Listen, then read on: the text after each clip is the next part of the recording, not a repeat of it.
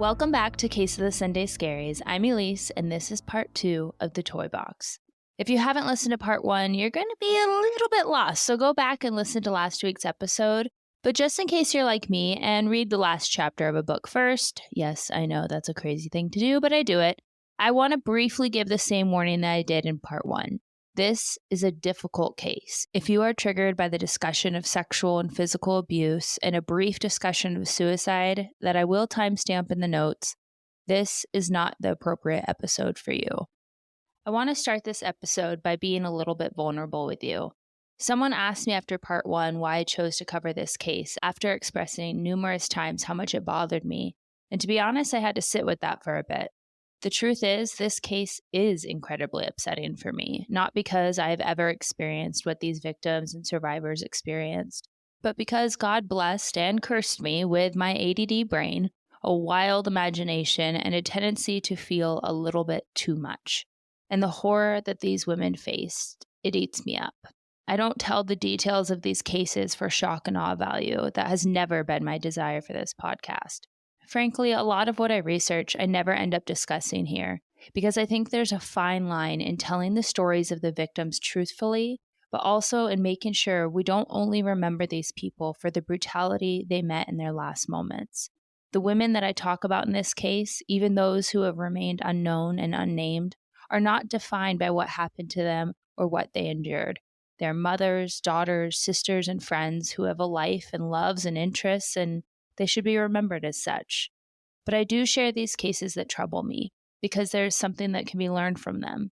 If you listened to the episode where I covered the case of Sylvia Likens, you know that after her death, laws were passed that help protect children to this day. In this case, I hate to tell you, I don't know if we will ever find that same glimmer of hope, something good to come out of such pure evil. But I think there is something to be learned from the perpetrators of these despicable acts too. Awareness for the world around us, more understanding of the fragility of the human psyche, and maybe as professionals try to understand more about the psychological profile of these predators, more can be done to stop them. I won't pretend for a moment I have the education or knowledge to aid in that pursuit, but I can use my voice to spread awareness, to keep these victims' stories alive, because they don't deserve to be forgotten. So this is why I share these cases, even the cases that haunt me long after the research is done and the episode has been recorded, because my discomfort is minimal in comparison to what these women went through, and their story deserves to be told. With that, this is part 2 of the Toybox. When we left off, Cindy Hendy and David Ray Parker had just been arrested. Police had entered their home, and it was clear, right as they walked in the door, that Cynthia's story was true. There was the bed, the chain, and the waste bucket that she had used during her captivity. But police couldn't have had an idea of what was waiting for them when they entered the trailer behind his home. Inside this heavily padlocked and soundproof trailer were handcuffs, chains, that homemade gynecological chair, and homemade sexual torture devices. I am not talking about the items that you buy online to spice things up with your partner that arrive in little unmarked packages. No. David had made some truly horrifying instruments. He had fashioned large phallic shapes with nails that jutted out at the base of them, presumably to cause damage to the woman's sexual organs and legs as it was used. There was a wooden box lined with padding with a hole for the neck that would be placed on the woman's head, and she would have restricted breathing and not be able to see or hear what was happening to her, dulling her other senses to intensify the pain and fear. He even had constructed a lined coffin. Not a whole lot is known about the exact use of this coffin, but on his recorded tape to his victims, he mentioned that sometimes they kept more than one girl at a time. So it's believed this coffin was either used as another deprivation tactic, or that when one girl was in the toy box, the other would be kept in the coffin. There was also numerous syringes and surgical equipment as well as medical textbooks. It's believed that these were used to help aid him in making sure that the victims, while experiencing all of this pain, were able to recover from their injuries and kept alive as long as possible for his pleasure in the toolbox. Every inch of the toy box was covered with David Ray Parker's drawings of women being sexually tortured, But even worse was that camcorder above the chair that had been used to capture loads of videos with hours and hours of his and his accomplices' assaults on their victims. All in all, it's believed that David Ray Parker spent over $100,000 outfitting the toy box to meet his sinister needs. To even the most seasoned police and FBI detectives, what they saw in the toy box was enough to haunt their dreams. One such detective was Patricia Rust. By her mid-30s, she had become a well-regarded agent for the FBI after serving as a U.S. Army captain and gaining her degree in criminology. She was tasked with documenting every piece of evidence inside the toy box, drawing diagrams of every item inside. She also had to watch hours upon hours of his self-recorded videos. One such video shows an unidentified woman who is tied down to the chair, duct tape is covering her mouth, and David Ray Parker is dressed head to toe in a black robe and black face mask, and he is in the toy box with another unknown person who also takes part in his sadistic acts. David used a cattle prod to internally burn the poor woman to the point that blood streams from her mouth and ears, and eventually her body goes limp. After 4 straight days of watching and documenting the horrors that David inflicted on his victims, at 2 o'clock in the morning on April 10th, 1999, police responded to the apartment of Agent Rust, who had died from a self-inflicted gunshot wound. I won't pretend to know if Agent Rust had a history of depression or suicidal ideations, and the FBI was pretty quick to issue a statement that her suicide was not connected to her isolated days documenting the evil inside of David's toy box. But I'm sorry. I think it's very safe to say that being exposed to that kind of imagery certainly compounded whatever Agent Rust may or may not have been struggling with. To me, Agent Rust is yet another victim of David Ray Parker, and I hope she rests in peace. Unfortunately, just like in his journals, David was not interested in the identity of these women. He never named them in his journals, only what he did to them, where and how many times, and in the videos, the victim's identity was concealed in some way. But on one video, a tattoo could be seen on a woman's calf, a tattoo that would help investigators identify another woman who survived David Ray Parker and his accomplices. Kelly Van Cleve and her husband Patrick Murphy were a young couple who had recently gotten married. They had gotten into a blowout fight when Patrick felt that Kelly was making excuses to not be intimate with him, when in fact, Kelly actually had a medical condition that made intercourse painful to her at times. In the heat of the fight with her husband, Kelly left the house to go to a girlfriend's house to cool off for a moment. The two ended up going to a woman's house named Cassandra, who had been pretty open about the fact that she wanted Patrick to herself. And somehow, after Kelly confronted Cassandra about this, all 3 of them went to a local bar called Rocky's Lounge in Truth and Consequences. How you go from confronting a woman about trying to get physical with your man to girls' night out is beyond me, but off they went. Kelly had agreed to be the DD for the group, and so even though she was at the bar, she chose not to consume alcohol. Shortly after getting there, they ran into their mutual friend across the pool table, a name you might recognize from part 1, Jessie Ray, David's daughter. As the night was winding down, Kelly had let a male friend drive himself home in her car after Jessie promised to give Kelly a ride home. Now, if you practice sobriety or you've ever done Sober October, hi, that's me, or Sober January, you are probably familiar with the experience Kelly had while at the bar. Instead of respecting her choice to not partake, it kept getting pressed on her. So after some teasing and ridicule from Jessie, Kelly agreed to have just 1 beer. She began to feel intoxicated and woozy and thought maybe Cassandra had done something to her drink. So she turned to her friend Jessie, asking to please leave. Now, I've got to interject here. This just adds another level of cruelty to this situation. Many of us have experienced having our drinks spiked. It happens way more often than people think. In fact, in a study by alcohol.org, they surveyed 969 people and found that 44% of men and 56% of women unknowingly consumed spiked food or drinks. Out of that group, 37% reported that their drinks or food had been spiked on multiple occasions. After being in the nightlife industry as a bartender, I would suspect this number is higher because many people probably wake up thinking they just had too much to drink and blacked out. So please be safe out there. Don't accept drinks from others. The cute guy across the bar who wants to buy you a drink, great. But watch the bartender pour it and then do not put it down to dance or go to the bathroom. Just never leave your drink unattended. Sadly, it's the cruel reality of the world that we live in.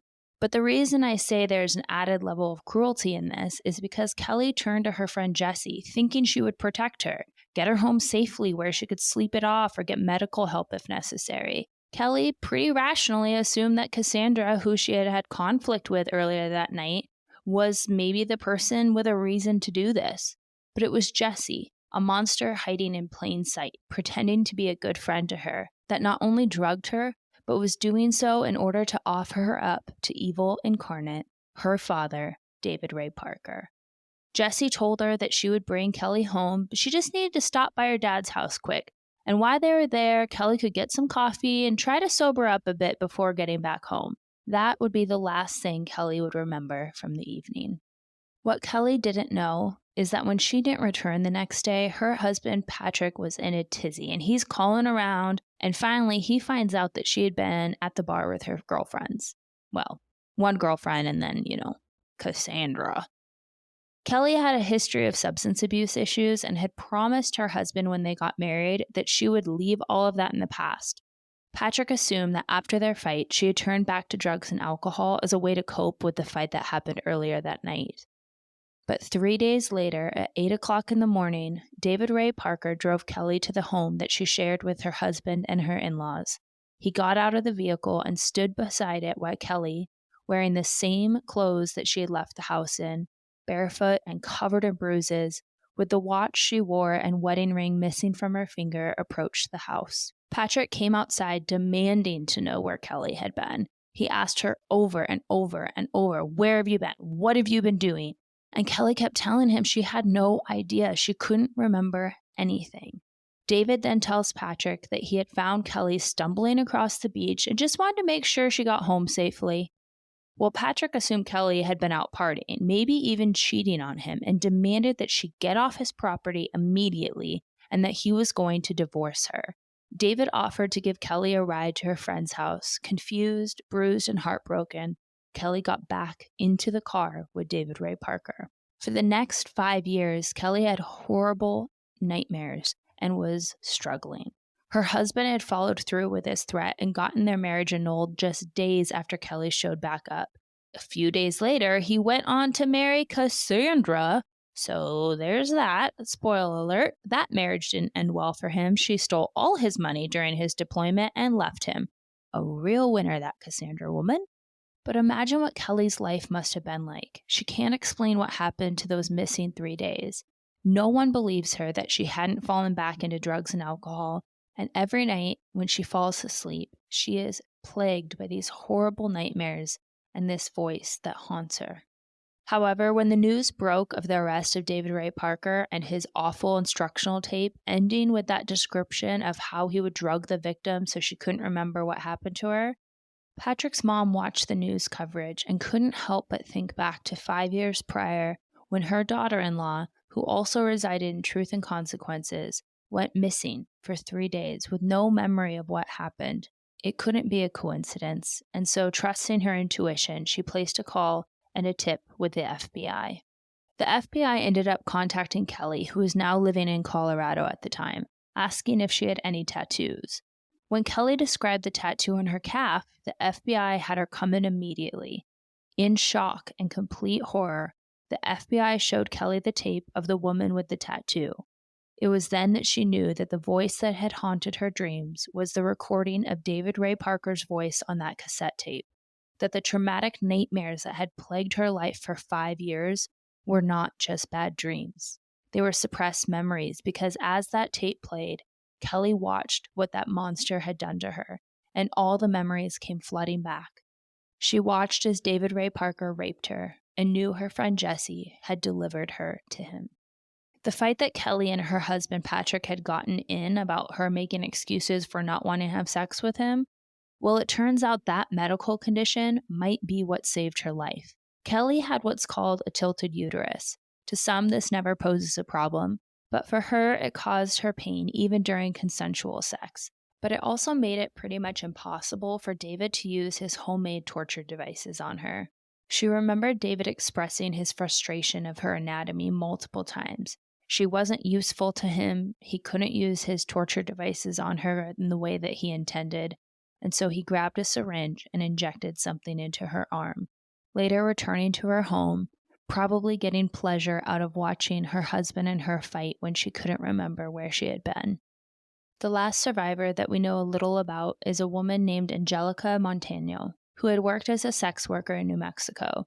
Angelica came forward after David's arrest. Cindy Hendy, Ray's girlfriend, told Angelica that she could borrow some cake mix and stop by the house to pick it up. You see, Angelica was not just a sex worker, someone to be seen as less than. No, Angelica was a mom, known around town for being incredibly kind, and had a boyfriend who had a birthday coming up that she wanted to make a special birthday cake for. So when Cindy offered to let her use some cake mix, she jumped at the chance. This certainly gives new meaning to borrowing a cup of sugar from a neighbor. When Angelica arrived, she was attacked and held captive by the couple. It seems she was able to convince Cindy and Ray to take pity on her because she had young children at home. Angelica even convinced them that she would never go to the police as she enjoyed their time together. Obviously, she didn't. But Angelica was so smart to do this. I don't know how she found the strength to play a mind game with David and convince this man who specialized in psychological mind games that she had liked the brutality they inflicted on her, and she beat him at his own game. She is a survivor and clearly a mother determined to get back to her children. And Cindy and David let her go, but not before dosing her up with their special concoction of drugs, and they discarded her alongside the highway. You won't believe this, but the first person that Angelica came across on the highway was an off-duty officer. After flagging him down, she told him what happened, and her story seemed so far-fetched, and she was clearly out of sorts, let's just say, from the drugs that they had forced upon her, that the officer didn't believe her. Instead, he just offered to give her a ride to the next bus stop. When she later contacted the police, they didn't believe her either. And I don't understand this. I've never understood this. I have come across this in a couple of cases now. I understand that detectives are probably stretched very thin, but what is the worst that can come out of doing just a little follow-up, a little rat-a-tat-tat on the door of the accused person? Regardless of who it is that is coming forward and their background, it is infuriating.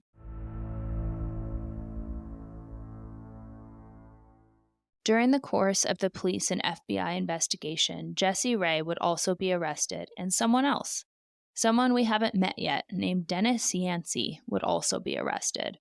Dennis was rough around the edges and had a pretty checkered past, to say the least, and he often partied with Jesse, Cindy, and David. At some point, David had trusted Dennis enough to allow him to take part in the Toybox tortures.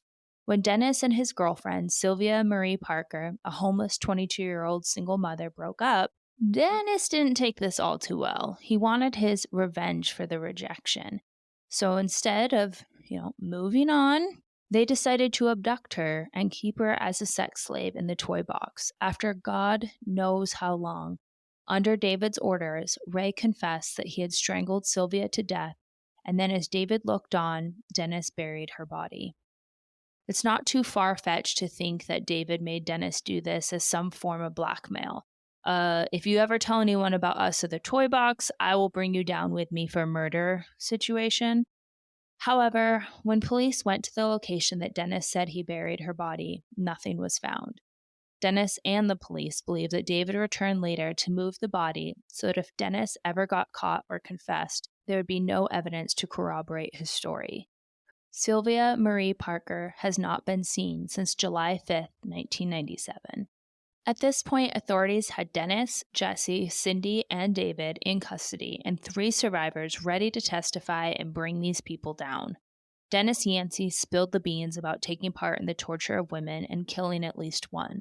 When FBI agents offered Cindy Hendy a plea deal to get a reduced sentence if she turned on Ray, she took it because these hoes aren't loyal. I'm sorry. She disclosed that she guessed that David had killed dozens of women, personally knowing of about 14 that he had killed. When asked how he disposed of the bodies, she said that David would remove their internal organs and fill the stomach cavity with rocks or weights so it sank to the bottom of the waters of Elephant Butte Lake. In part 1, we discussed how deep that lake is in some areas and the silt clay that would encase anything that sank to its depths. Even after multiple extensive searches, no bodies were ever recovered except for pieces of a female leg bone that remains unidentified today. David Ray Parker, during the course of the interviews, never broke.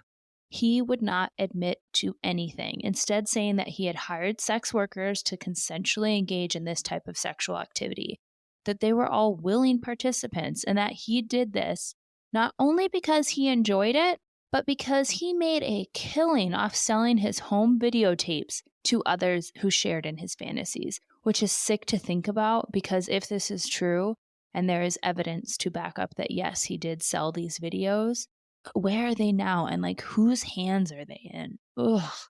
I have read the FBI's interviews with David, and it's clear he is very intelligent. He is quick to make sure he never says he commits the acts that they keep pressing him about, just describes in detail these quote-unquote fantasies he had, but insists that they were all just that, just fantasies. It's also a bit alarming how he will make reference to specific kidnapping or rape cases, down to knowing the attorneys' names that prosecuted them. This man had done his research. He even says quite a few times that while he's innocent of what they accused him with, he is more than willing to discuss these fantasies to help the police understand people like him, people that need to be stopped before they follow through with their evil fantasies. I have to admit there was points where I had to remind myself while reading them what this man was capable of, what he did to so many women throughout the course of his life, because he comes across at times during the interview cool as a cucumber, candid in his answers, seemingly disgusted by his own thoughts that he knows are immoral, and he's just there to help prevent anything like this from happening to others. It's literally no wonder he got away with it for so long. Even with the FBI pressing him, he is so cool, calm, and collected. At points, he's even making jokes with the officers. It's wild to read. But underneath that cool exterior is probably quite a brilliant mind who used his intelligence to inflict pain that is beyond comprehension and to manipulate the people around him into doing his bidding and keeping his secret. Since there was no physical evidence tying him to a murder, the FBI charged him with the crimes committed against Kelly Van Cleve, Cynthia Vigil, and Angelica Montano. Unfortunately, the judge made what I think was a really poor decision in ruling to separate the 3 cases, meaning there had to be 3 different trials. Had they put the 3 together, there would have been a lot more evidence that could have been admitted, and the jury would have heard how similar the woman's experiences were, and maybe Kelly's case would not have ended in a mistrial when 2 jurors felt her story was not believable. I cannot believe that poor woman had her husband not believe her, divorce her, haunted by these memories for 5 years, just to be told by a jury of her peers, "We don't believe you." Thankfully, the second jury got it right and found David guilty on all counts in her case. After his conviction, David wanted to talk, but not talk about the crimes he committed. Oh no, he wanted to talk to the media. And in an interview, this man has the audacity to say this. "I feel raped." On that day, Ray admitted to us he had been involved with women but denied committing any crimes. She enjoyed it? Has he ever tortured anyone? No. Did he kidnap anyone? No. So did Ray ever do anything against the wishes of a sex partner? No. I get my excitement from making a woman happy. My trailer had numerous sex toys in it of different types, all different fetishes. I got pleasure out of the woman getting pleasure. I did what they wanted me to do. I don't know who allowed him a microphone to be able to make that statement, but it made me want to punch him right in the throat so that he could never speak again. Tragically, Angelica would never be able to testify against her captors. She had never been able to get over her experience and turned to drugs to cope. She passed away before she ever got the chance to testify against David Ray Parker. When the second trial for Cynthia V. Hill was set to begin, again, David Ray Parker continued to claim his innocence. That is, until the FBI seemed to hit him in perhaps the only tiny shred of humanity in him and convinced him to trade his life for his daughter's. If he pled guilty to the charges in this case, his daughter would receive a dramatically reduced sentence. David accepted the deal, and in 2001, 2 years after Cynthia V. Hill escaped and brought David's evilness to the spotlight, he was sentenced to 223 years in prison for his crimes. As for David's daughter, Jessie, she was charged with kidnapping and criminal sexual penetration. She pled no contest and received a 30-month sentence with an additional 5 years to be served on probation. Which means, yes, Jessie is out of jail, has been for quite some time, and living her life as a member of society, only serving less than 3 years behind bars. So in the off chance that she hears this podcast, I will leave it to you listeners to speculate on my thoughts on this decision. I will say, however, all of the surviving victims did agree to making this plea deal. I imagine for Cynthia, it might have even been a relief that because he pled guilty, she didn't have to testify against him and relive in front of strangers the awful things that happened to her. Dennis Yancey pled guilty to the murder of Marie Parker and was sentenced to 30 years in prison, but he would only serve 11 before being released in 2011. He didn't make it on the outside too long, because 3 months later, he had already violated his parole, landing his ass back in jail, where he belongs, in my opinion. And because he violated the rules of his parole, he had to serve the remainder of his original sentence. But Dennis Yancey, too, is a free man since his release in 2021. Cindy Hendy was sentenced to 36 years for her crimes and went before the parole board early in 2017, where they granted her parole. And since July of 2019, she has also been a free woman. What became of David Ray Parker? Well, it kind of follows the trend that we have going on here of people not really having to do the time, pay for the crimes they committed, and getting off early, but in a little bit more of a karmic way. Because on May 28, 2002, while awaiting transfer to prison to serve his sentence, David Ray Parker had a heart attack and died. He never served a day of the 223 years that he was sentenced in an actual state prison. I wish there was a way to wrap up this case with that glimmer of hope that we talked about in the beginning, but maybe it can be found in the survivors of his crimes. Cynthia V. Hill went on to start a nonprofit assisting aid to vulnerable people and sex workers in New Mexico, and you can check that out at www.streetsafenewmexico.org, which I will also have linked in the show notes. And the little information I can find about Kelly seems that she went on to remarry a guy hopefully a lot better than Patrick and become a mother, and I just hope they both find the peace they deserve. What incredibly brave women. It frustrates me, though, that I'm wrapping up this case and there are so many families, so many victims that will never have the peace they deserve, as David's secrets seem to have died with him. The FBI did release hundreds of photos of jewelry found in his home, believing to be belonging to his victims.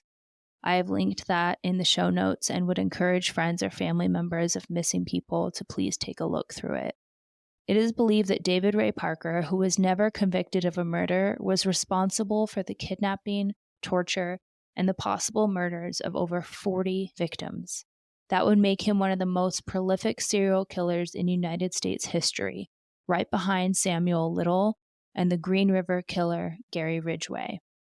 With that, I am closing out this case. I need to go watch Finding Nemo, touch some grass, play with my dog, and I would encourage listeners to do something to take care of themselves a bit after listening to this case. I will be back next week with an episode that I promise will be a little easier to digest and suitable for all. Let's share a laugh. I think we all deserve it after this case, don't we? As always, you can support this podcast by rating it on whatever streaming platform you listen to, leaving a review, and sharing an episode with a friend. I will be back next Sunday, but as always, until then.